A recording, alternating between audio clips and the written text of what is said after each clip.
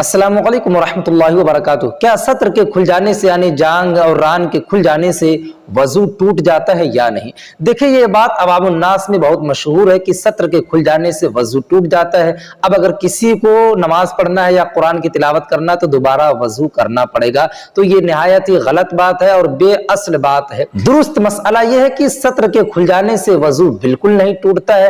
अलबत्ता बगैर जरूरत के सत्र को नहीं खोलना चाहिए और दूसरों के सामने बगैर जरूरत के सत्र खोलना ये हराम है। यानी कि बगैर जरूरत के दूसरों के सामने अगर कोई सत्र खोल कर घूम रहा है तो वो गुनहगार होता है। आजकल जैसे लोग चड्ढा पहन के घूम रहे होते हैं गर्मी की मौसम में, तो ये गुनहगार होते हैं। ध्यान से मसले को समझ लें। दूसरा मसला, क्या मैयत को गुस्ल देने के बाद में गुस्ल करना जरूरी है? यानी कि जो लोग मैयत को नहलाते हैं धुलाते हैं बाद में उनको नहाना जरूरी है, वाजिब है, क्या है? देखिए, जो लोग मैयत को नहलाते हैं बाद में उनको नहाना मुस्तहब अमल है, यानी कि बेहतर अमल है। लेकिन जरूरी समझना कि उनको नहाना जरूरी है तो ये बिल्कुल गलत बात है।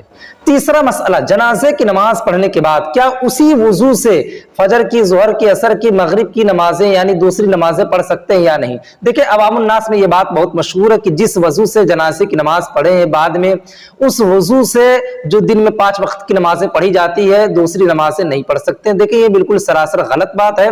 दुरुस्त मसला ये है कि जिस वजू से जनाजे की नमाज पढ़े हैं उसी वजू से फर्ज, सुन्नत, वाजिब, नफिल तमाम नमाजें पढ़ सकते हैं। बिल्कुल नमाज दुरुस्त होगी, उसमें कोई कबाहत यानी कि बुराई नहीं है।